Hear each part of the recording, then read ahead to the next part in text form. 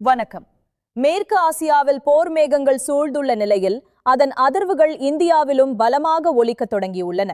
இது வெறும் எல்லை பிரச்சனை அல்ல, உங்கள் வீட்டு பட்ஜெட்டை பாதிக்கும் ஒரு பொருளாதார போர். விரிவாக பார்ப்போம். கடந்த சில வாரங்களாக மேற்கு ஆசியாவில் நிலவும் பதற்றம் உலக நாடுகளின் கவனத்தை ஈர்த்துள்ளது. சர்வதேச வர்த்தக பாதைகள் பாதிக்கப்படுவதால் உலகளாவிய விநியோகச் சங்கிலியில் பெரும் விரிசல் ஏற்பட்டுள்ளது. இந்தியா தனது கச்சா எண்ணெய் தேவையில் சுமார் 80% இறக்குமதி செய்கிறது. இதில் பெரும் பகுதி மேற்கு ஆசிய நாடுகளிலிருந்தே கிடைக்கிறது. எனவே அங்கு ஏற்படும் எந்தவொரு சிறு சலசலப்பும் இங்குள்ள பெட்ரோல் நிலையங்களில் எதிரொலிக்கும். கச்சா எண்ணெய் விலை உயரும் போது பெட்ரோல் மற்றும் டீசல் விலையை எண்ணெய் நிறுவனங்கள் உயர்த்த நேரிடும். இது வெறும் வாகன உரிமையாளர்களை மட்டுமல்ல, ஒட்டுமொத்த போக்குவரத்தையும் பாதிக்கும் ஒரு சங்கிலி தொடர் வினையாகும். டீசல் விலை உயர்வு என்பது சரக்கு போக்குவரத்து கட்டண உயர்வுக்கு வழிவகுக்கும்.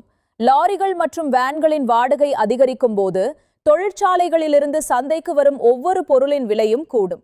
காய்கறிகள், பழங்கள் மற்றும் அத்தியாவசிய மளிகை பொருட்கள் சந்தைக்கு வருவதற்கான செலவு கூடும் போது அவற்றின் சில்லறை விற்பனை விலையும் எகிறுகிறது.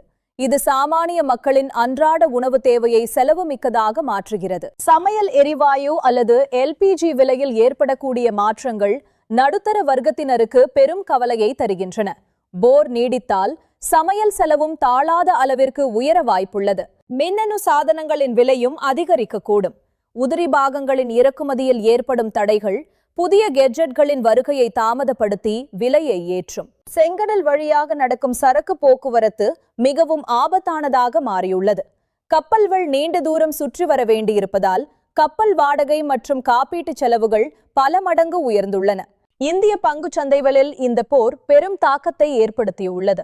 முதலீட்டாளர்கள் அச்சமடைந்து தங்கள் பங்குகளை விற்பதால் புள்ளிகள் சரிவை கண்டு வருகின்றன. இது சிறிய முதலீட்டாளர்களுக்கு பெரும் கவலை அளிக்கிறது. உலகளாவிய நிச்சயமற்ற தன்மையால் மக்கள் பாதுகாப்பான முதலீடாக தங்கத்தை நாடுகின்றனர். இதனால் தங்கத்தின் விலை புதிய உச்சங்களை தொட்டு வருகிறது. திருமணம் போன்ற சுப நிகழ்ச்சிகளுக்கு இது ஒரு பெரிய அதிர்ச்சி. அமெரிக்க டாலருக்கு நிகரான இந்திய ரூபாயின் மதிப்பு தொடர்ந்து சரிந்து வருகிறது. இதனால் நாம் வெளிநாடுகளிலிருந்து இறக்குமதி செய்யும் ஒவ்வொரு பொருளுக்கும் கூடுதல் விலை கொடுக்க வேண்டியுள்ளது. மருந்து துறையும் இதில் விதிவிலக்கல்ல. மூலப்பொருட்கள் மற்றும் பேக்கேஜிங் செலவுகள் அதிகரிப்பதால் உயிர்காக்கும் மருந்துகளின் விலையும் உயரக்கூடும். இது நோயாளிகளுக்கு பாதிப்பை ஏற்படுத்தும். விமான எரிபொருள் விலை உயர்வால் பயண கட்டணங்கள் அதிகரிக்கப்பட்டுள்ளன. சுற்றுலா மற்றும் தொழில் நிமித்தமான பயணங்களை இது கடினமாக்குகிறது. இதனால் போக்குவரத்து துறை பின்னடைவை சந்திக்கலாம். மேற்கு ஆசியாவில் பணிபுரியும் மில்லியன் கணக்கான இந்தியர்கள் குறித்து அரசாங்கம் கவலை கொண்டுள்ளது. போரினால் அவர்களின் வேலைவாய்ப்பு பாதிக்கப்பட்டால் இந்தியாவிற்கு வரும் அந்நிய செலாவணி கையிருப்பு சரிவை சந்திக்கும். இந்தியாவின் பொருளாதாரத்தில் வெளிநாடு வாழ் இந்தியர்கள் அனுப்பும் பணம் மிக முக்கிய பங்கு வகிக்கிறது. கேரளா போன்ற மாநிலங்களில் இது வாழ்வாதாரமாக உள்ளது. போரின் தீவிரம் கூடினால் இந்த வருமானம் பாதிக்கும் அபாயம் உள்ளது. விவசாய துறையிலும் இதன் தாக்கம் இருக்கும். உரம் தயாரிக்க தேவையான மூலப்பொருட்கள் விலை அதிகரிப்பதால் உரங்களின் விலை உயரும். இது விவசாயிகளின் உற்பத்தி செலவை அதிகரித்து உணவு பாதுகாப்பிற்கு சவாலாக அமையும். விலை உயர்விலிருந்து மக்களை காக்க அரசாங்கம் கூடுதல் மானியங்களை வழங்க வேண்டியிருக்கும். இது நாட்டின் நிதி பற்றாக்குறையை அதிகரித்து வளர்ச்சி திட்டங்களுக்கான நிதியை குறைக்க வழிவகுக்கும். பணவீக்கத்தை கட்டுப்படுத்த இந்திய ரிசர்வ் வங்கி வட்டி விகிதங்களை உயர்த்தக்கூடும். இதனால் வீட்டுக்கடன் மற்றும் தனிநபர் கடன்களுக்கான EMI அதிகரிக்கும். இது நடுத்தர மக்களின் சேமிப்பை குறைக்கும். தொழிற்சாலைகளுக்கு தேவையான உதிரி பாகங்கள் வருவதில் ஏற்படும் தாமதம் உற்பத்தியை பாதிக்கும். குறிப்பாக வாகன உற்பத்தி மற்றும் ஜவுளி துறையில் இதனால் வேலைவாய்ப்பு இழப்புகள் ஏற்படவும் வாய்ப்புள்ளது. சிறு மற்றும் குறுந்தொழில் நடத்துவோர் இந்த விலையேற்றத்தை சமாளிக்க முடியாமல் கடும் நஷ்டத்தை சந்திக்க நேரிடும். மூலப்பொருள் விலை உயர்வு என அவர்கள் பல சவால்களை எதிர்கொள்கின்றனர். ஆன்லைன் உணவு மற்றும் மளிகை விநியோக சேவைகளின் கட்டணங்களும் உயரும். பெட்ரோல் விலை உயர்வால் டெலிவரி நிறுவனங்கள் தங்கள் சேவை கட்டணத்தை அதிகரிக்கக்கூடும். இது நுகர்வோருக்கு கூடுதல் செலவாகும். கட்டுமான பொருட்களான இரும்பு மற்றும் சிமெண்ட் விலை உயர்வதால் புதிய வீடுகளின் விலை அதிகரிக்கும். ஏற்கனவே வீடு வாங்கியவர்கள் வட்டி உயர்வால் அவதிப்படுவார்கள். புதிதாக வாங்க நினைப்பவர்கள் தள்ளி போட நேரிடும். அரசு பேருந்து மற்றும் ஆட்டோ கட்டணங்கள் உயர்வது சாமானியனை அதிகம் பாதிக்கும். தினமும் வேலைக்கு செல்பவர்கள் தங்கள் வருமானத்தில் பெரும் பகுதியை பயணத்திற்கே செலவிட வேண்டிய கட்டாயம் ஏற்படும். அத்தியாவசிய பொருட்களுக்கே அதிக பணம் செலவாவதால் ஆடம்பர பொருட்கள் மற்றும் பொழுதுபோக்கிற்கான செலவுகளை மக்கள் குறைத்துக் கொள்வார்கள். இது நாட்டின் பொருளாதார வளர்ச்சியை மந்தப்படுத்தும். உலக நாடுகள் அமைதி பேச்சுவார்த்தையில் ஈடுபடுவது மட்டுமே தீர்வாகும்.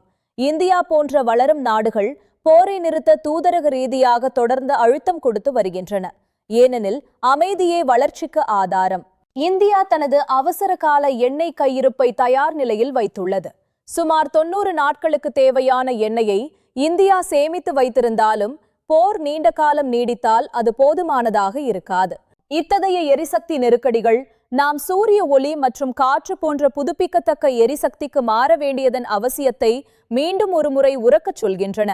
இறக்குமதியை சார்ந்திருப்பதை குறைப்பதே நிரந்தர தீர்வாகும். இந்த இக்கட்டான காலத்தில் சாமானிய மக்கள் என்ன செய்ய வேண்டும்?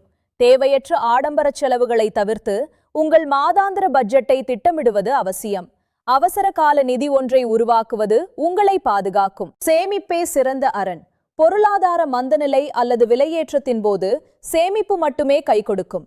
முதலீடுகளை பன்முகப்படுத்துவது உங்கள் நிதி எதிர்காலத்தை உறுதி செய்யும் என்கின்றனர் வல்லுநர்கள். பொருளாதார வல்லுநர்கள் கூறுவது என்னவென்றால், பொறுமை மற்றும் திட்டமிடல் மட்டுமே இந்த நெருக்கடியை வெற்றிகரமாக கடக்க உதவும். உலக சந்தையில் ஏற்படும் மாற்றங்களை உடனுக்குடன் கவனிப்பது நல்லது. போர் விரைவில் முடிவுக்கு வரும் என்று நாம் நம்புவோம். இந்திய பொருளாதாரம் பல இக்கட்டான கட்டங்களை தாண்டி வந்துள்ளது. அதே வலிமையுடன் இந்த சவாலையும் நாம் முறியடித்து முன்னேறுவோம் என்ற நம்பிக்கை உள்ளது. ஒவ்வொரு இந்தியரின் கடின உழைப்பும் நாட்டின் பொருளாதாரத்தை மீண்டும் பழைய நிலைக்கு கொண்டு வரும். சவால்கள் வரும்போதுதான் நாம் இன்னும் வலிமையாக உருவெடுக்கிறோம் என்பது வரலாறு சொல்லும் உண்மை. உலகம் முழுமைக்கும் அமைதி தேவை. போர் என்பது வெறும் அழிவை தரும் ஒரு கருவி மட்டுமே. அமைதியான உலகமே ஆரோக்கியமான பொருளாதாரத்திற்கும் மனிதவள மேம்பாட்டிற்கும் வழிவகுக்கும் அடிப்படை தேவையாகும். சுருக்கமாக சொன்னால், மேற்கு ஆசிய போர் நம் ஒவ்வொருவரின் வாழ்க்கையிலும் தாக்கத்தை ஏற்படுத்துகிறது.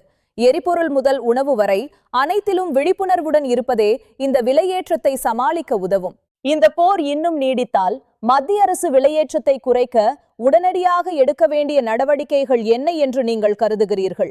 உங்கள் கருத்துக்களை பகிருங்கள். நன்றி. விழிப்புணர்வுடன் இருப்போம்.